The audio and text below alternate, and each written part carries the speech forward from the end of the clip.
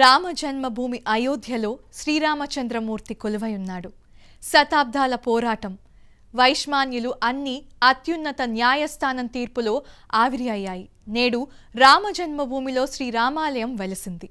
భక్తకోటి ఆనందం అంబరాన్నంటుతోంది. చిన్నప్పుడు రామాయణ గాథ వింటూ అయోధ్యలో దశరథ మహారాజు జ్యేష్ఠపుత్రునిగా శ్రీరామచంద్రుడు జన్మించాడని చదివాం. అందువల్ల భారతీయులందరికీ శ్రీరాముని జన్మస్థలం అయోధ్య అన్న విషయం తెలుసు. శ్రీరామ పట్టాభిషేకం తరువాత త్రేతాయుగం ముగిసింది.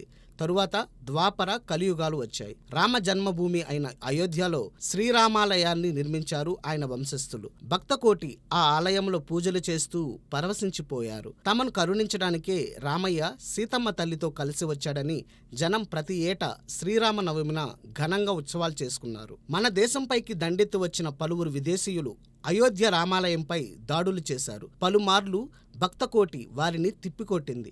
16వ శతాబ్దంలో భారతదేశాన్ని జయించాడు మొఘల్ చక్రవర్తి బాబర్.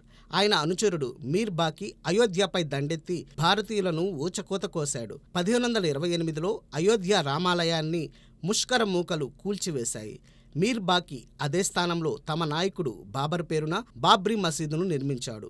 ఆ తరువాత నుంచి పలుమార్లు శ్రీ రామాలయాన్ని తిరిగి దక్కించుకోవడం కోసం భారతీయులు అనేక పోరాటాలు చేస్తూనే వచ్చారు. బ్రిటిష్ హయాంలో బాబ్రీ మసీదు ఉన్న ప్రదేశాన్ని ముస్లింల ప్రార్థనా స్థలంగాను, బయట ఉన్న ప్రదేశాన్ని హిందువుల పక్షం చేస్తూ కంచెవేశారు. ఈ తతంగం 1853లో జరిగింది. 1885లో ఆ ప్రదేశం తమకే సొంతం చేయాలని రఘుబీర్ దాస్ అనే భక్తుడు కోర్టును ఆశ్రయించాడు. కానీ ఫలితం దక్కలేదు. దేశానికి స్వాతంత్రం వచ్చిన కొన్నాళ్లకు 1949లో బాబ్రీ మసీదులో రామ్లల్లా విగ్రహాలు ప్రత్యక్షమయ్యాయి. అప్పటి నుంచి మళ్లీ వివాదం తలెత్తింది. ప్రభుత్వం ఆ స్థలానికి తాళాలు వేశారు. అయితే పూజారులకు పూజ చేసుకునే వీలు కల్పించారు. ఎప్పుడు ఎవరి మదిలో ఎలాంటి ఆలోచన తలెత్తుతుందో ఎవరికీ తెలియదు. అప్పటిదాకా మత వైషమ్యాలు ఎలా ఉన్నా బాబ్రీ మసీదులో వెలసిన రామ్లల్లాకు పూజలు సాగాయి. 1961లో సున్నీ సెంట్రల్ వక్ఫ్ బోర్డ్ బాబ్రీ మసీద్ తమకు చెందినదని, తమకే అప్పచెప్పాలని కోర్టును ఆశ్రయించింది.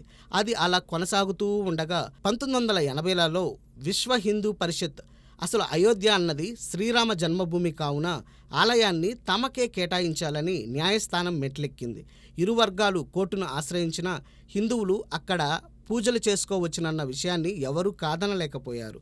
కానీ బాబ్రీ మసీదును పరిరక్షించాలంటూ ఓ కమిటీ ఏర్పడింది. దాంతో వైషమ్యాలు హెచ్చడం మొదలయ్యాయి. విశ్వ హిందూ పరిషత్ ఆ స్థలంలో రామాలయం నిర్మించాలని తలపెట్టి పునాది రాయి కూడా వేసింది. దాంతో వివాదం ముదిరింది. 1990లో రామాలయ పరిరక్షణ కోసం రథయాత్ర మొదలైంది. దేశవ్యాప్తంగా ఉన్న రామభక్తులు ఆ యాత్రకు మద్దతు పలికారు. ప్రార్థనలు మొదలెట్టారు, దీక్షలు చేశారు. రథయాత్రకు దేశవ్యాప్తంగా మద్దతు ఉవ్వెత్తున ఎగిసింది.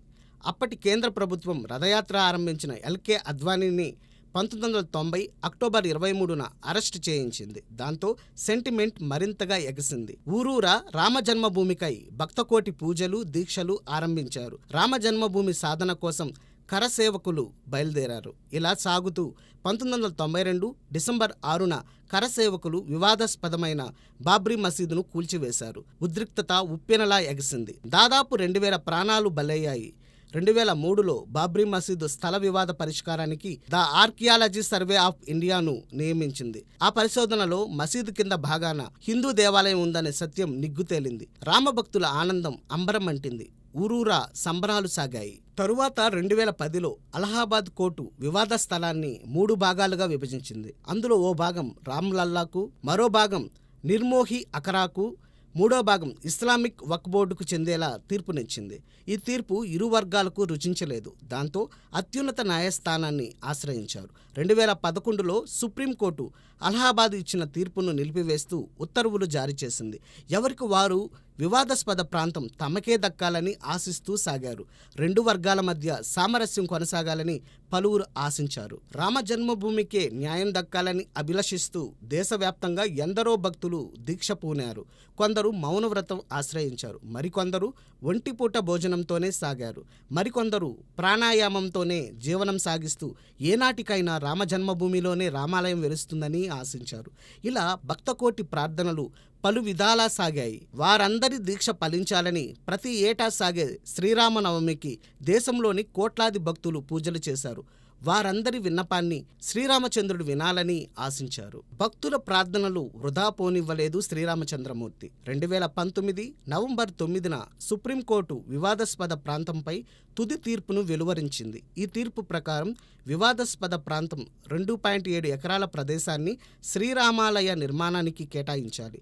వక్ఫ్ బోర్డుకు వేరే చోట 5 ఎకరాల స్థలం ఇవ్వాలని అందులో పేర్కొంది.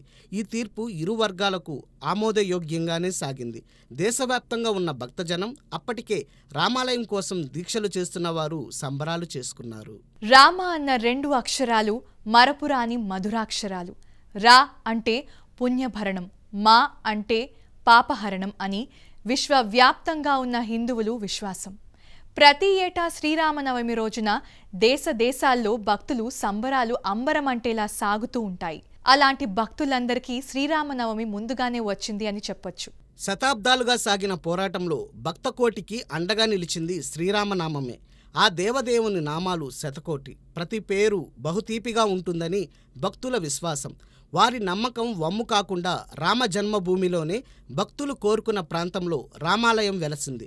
దీనికి ముందు తుది తీర్పు వెలువడ్డాక ఆలయ నిర్మాణం కోసం కమిటీ ఏర్పడింది. దేశ ప్రధాని నరేంద్ర మోడీ చేతుల మీదుగానే 2020 ఆగస్టు 5న అయోధ్యలో రామాలయ నిర్మాణానికి పునాది రాయి పడింది. నాటి నుంచి రోజురోజుకు భక్తకోటిలో ఆనందం పెంపొందుతూనే ఉంది. శ్రీరామనామమే వారిలో మరింత ఉత్సాహం కలిగిస్తోంది. రామనామ స్మరణతో విజయాలు తథ్యం అని జనుల విశ్వాసం. జాతిపిత గాంధీజీ సైతం రామ్ రామ్ అంటూ నిత్యం స్మరించేవారు. ఆయన అహింసా సిద్ధాంతంతోనే అసాధ్యమనుకున్న భారత స్వాతంత్ర్యం సుసాధ్యమైంది. అదే తీరున గాంధీజీ జన్మస్థలమైన గుజరాత్కు చెందిన మోడీ నాయకత్వంలోనే రామ జన్మభూమి సాధ్యమైంది. కోర్టు తీర్పును ప్రత్యర్థులు సైతం ఆహ్వానించేలా తీర్పు వెలువడడం జరిగింది. అందువల్ల రామ జన్మభూమి అయోధ్య వివాదం సమసిపోవడానికి కారణమైన మోడీని పరమాత్మ పంపిన దూతగాను కొందరు అభివర్ణిస్తున్నారు. ఇది మోడీ అంటే ఇష్టం లేని వారికి కంటగింపుగానే ఉంటుంది. కానీ దేశవ్యాప్తంగా నేడు మోడీ ప్రభ వెలిగిపోవడమే కాదు, ఆయన అభిమాన గణాలు పెరుగుతున్నాయి. రఘురాముడు ఏలిన రాజ్యంలో, గాంధీ పుట్టిన దేశంలో ఉన్నందుకు భారతీయులు మరింతగా ఆనందిస్తున్న సమయం ఇది. నిజానికి ఈ ఏడాది ఏప్రిల్ 17న శ్రీరామనవమి పర్వదినం రానుంది. కానీ శ్రీరామ భక్తులకు జనవరి 22నే శ్రీరామనవమి సాగనుంది. అదే రోజున అయోధ్యలో శ్రీరామాలయంలో బాలరాముడి విగ్రహానికి ప్రాణ ప్రతిష్ఠ జరుగుతోంది. శతాబ్దాలుగా రామభక్తుల అభిలాష నెరవేరుతోంది. దేశవ్యాప్తంగా ఊరూరా వాడవాడల రామనామ సంకీర్తన సాగనుంది. జనవరి 22వ తేదీనే అసలైన శ్రీరామనవమిగా జరుపుకుంటున్నారు ఎందరో భక్తజనం. శ్రీరామావతారం పరమార్థం తలుచుకుంటూ పులకించిపోతున్నారు. శ్రీరామ గాథను తలుచుకుని జనం తరించిపోతున్నారు. కళాకారులు ఎవరికి వారు తమ విద్యలు ప్రదర్శిస్తూ భక్తిని చాటుకుంటున్నారు. కవి పుంగవులు రామునిపై కవితలు అల్లుతున్నారు. చిత్రకారులు రామాయణాన్ని తమ కళతో జనం ముందు నిలుపుతున్నారు. హిందూ బంధువులు అయోధ్య రామాలయం నుండి వచ్చిన అక్షితలను ఇంటింటికి పంచుతున్నారు. ఎవరికి వారు తమ భక్తిని పలు విధాలా చాటుకుంటూ ఉండడం విశేషంగా మారింది. రామకథను విన్నా చదివినా పుణ్యఫలం దక్కుతుందని పరితపిస్తున్నారు. అయోధ్యలో రామాలయ నిర్మాణం ఆరంభమైంది అన్న విషయం తెలిసిన దగ్గర నుంచి ఎవరికి వారు ఉడతా భక్తిగా ఏదో చేయాలని ఆరాటపడ్డారు. ఆ విశేషాలన్నీ అయోధ్యలో వెలుగు చూడబోతున్నాయి. తెలుగు నేలపై భద్రాచలంలోనూ ఒంటిమిట్టలోనూ కొలువైన శ్రీరామచంద్రమూర్తిని తెలుగువారు విశేషంగా ఆరాధిస్తారు. ఆ మాటకొస్తే శ్రీరామాలయం నెలకొనని గ్రామాలు తెలుగునాట అరుదనే చెప్పాలి. అంతలా తెలుగువారి మదిలో కొలువైన కోదండరాముని అయోధ్యలో దర్శనం చేసుకోవాలని ఎందరో తెలుగువారు ఆరాటపడుతున్నారు. అయోధ్యలో నెలకొన్న శ్రీరామచంద్రమూర్తి కోసం తెలుగు నేలపైనే పాదుకలు సిద్ధం చేశారు. ఇక దేవాలయ ప్రధాన ద్వారాలను తెలుగు చిత్రసీమలో ప్రముఖులైన చదలవాడ సోదరులే రూపొందించడం విశేషం. ఇలా పలువురు భక్తులు తమ మదిలో నిలిచిన అయోధ్యారాముని వేల రీతుల స్మరిస్తూ సాగుతున్నారు. శ్రీరాముని చరితమును పఠిస్తూ పాదచారులై ఇప్పటికే ఎందరో భక్త శిఖామణులు అయోధ్య చేరుకున్నారు. ఇహపర సుఖములను వసగే రామకథను మననం చేసుకుంటూ ఎవరికి వారు తమ నిజవాసాల్లో నిరుత్సాహాన్ని దూరం చేసుకుంటున్నారు. కొందరు అయోధ్యకు చేరుకుని ఆనందిస్తున్నారు. మరికొందరు ఇంటిలోనే కూర్చుని శ్రీరాముని ఆరాధిస్తున్నారు. ఇందీవరశ్యాముడైన శ్రీరాముని గుణగణాలను తలుచుకొని పరవశించిపోతున్నారు. ఆ తీరున యావత్ భారతము పులకించిపోతోంది. భావితరాలకు సైతం జనవరి 22వ తేదీ ఓ పుణ్యతిథిగా మిగిలిపోయేలా సంబరాలు సాగుతున్నాయి. ఘనకార్యానికి ముందు పలు కార్యక్రమాలు సాగాల్సిందే. అయోధ్యలో శ్రీరామాలయ నిర్మాణానికి ముందు 500 ఏళ్ల పోరాటం దాగి ఉంది. అన్నిటినీ మరపిస్తూ ఎందరినో మురిపిస్తూ భావితరాల సైతం ఆకర్షించేలా రామమందిరం నెలకొంది. భారతీయుల ఆనందం అంబరాన్నంటుతోంది. 500 ఏళ్ల నుంచి భారతీయుల్లో నెలకొన్న అభిలాష సాకారమైంది. శ్రీరామ జన్మభూమి అయోధ్యలో రామాలయం వెలసింది. ఈ ఘనకార్యంలో ఎందరెందరో సమిధలుగా మారారు, సారథులుగానూ రాణించారు, విజయ సారథులుగానూ నిలిచారు. ఈ సాకారం నేపథ్యంలో నేటి భారత ప్రధాని నరేంద్ర మోడీ పాత్ర ఎంతైనా ఉందని చెప్పవచ్చు.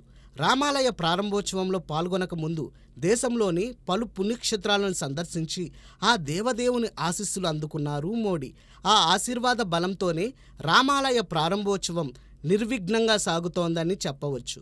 మళ్ళీ మనందరిలోనూ చల్లని వెన్నెలలు విరిశాయని భావించవచ్చు. నిజానికి యావత్ భారతము సంతసించవలసిన అంశం అయోధ్యలో రామాలయ నిర్మాణం. ఎందుకంటే అంతకు ముందు వందల సంవత్సరాలుగా వివాదం తాండవిస్తూ దేశ పురోగతిపై ప్రభావం చూపింది. పరాయి పాలనలోనూ స్వరాజ్య సిద్ధి తరువాత కూడా ఆ వివాదం మొన్నటిదాకా సాగింది. 4 ఏళ్ల క్రితమే సయోధ్యతో అయోధ్య వివాదం ముగిసింది. ఈ విజయ సాధనను ఎవరికి వారు తమదిగా ప్రచారం చేసుకుంటున్నారు. రాజకీయ నాయకులైతే మరీను. చిత్రమేమంటే ఈ పుణ్యకార్యంలోనూ రాజకీయ కోణాలనే పరిశీలిస్తున్నారు కొందరు.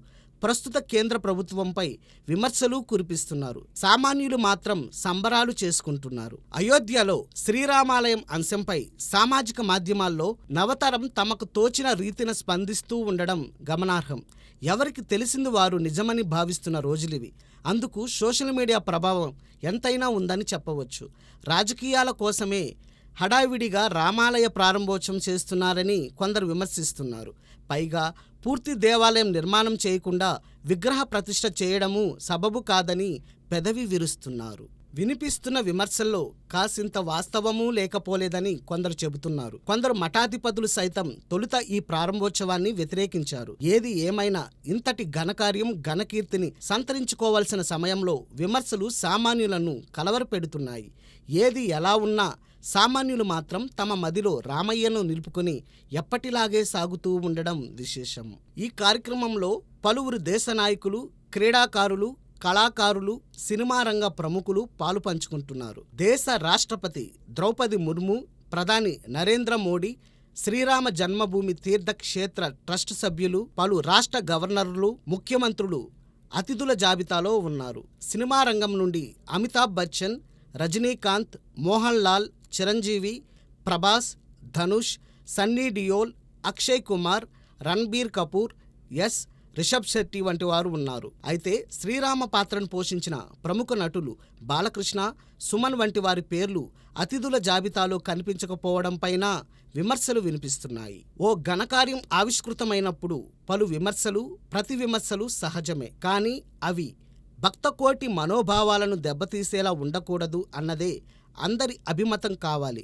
ఏది ఎలా ఉన్నా అయోధ్యలో శ్రీరామాలయం వెలయడం భక్తులకు అమితానందం పంచుతోంది. ఇది మాత్రం సత్యం. అనునిత్యం ఆ శ్రీరాముని కరుణా కటాక్షాలు సకల జనులపై ప్రసరిల్లాలని వేడుకుందాం. దేశవ్యాప్తంగా త్వరలోనే ఎన్నికల రణరంగం సాగుతోంది. కాబట్టి ఏ ప్రభుత్వ కార్యక్రమమైనా విమర్శలు లేకుండా సాగనని తరుణమిది. అయితే రామ జన్మభూమి మనదే అని ఘోషించిన వారందరిలో ఆనందం పొంగి పొర్లుతున్న వేళ ఇది. ఈ ఆనందం సదా సాగాలని ఆశిద్దాం. అందరిపై శ్రీరాముని కృప కురవాలని కోరుకుందాం. జై శ్రీరామ్. అందరికీ నమస్కారం. నేను మీ సుధాగంటి.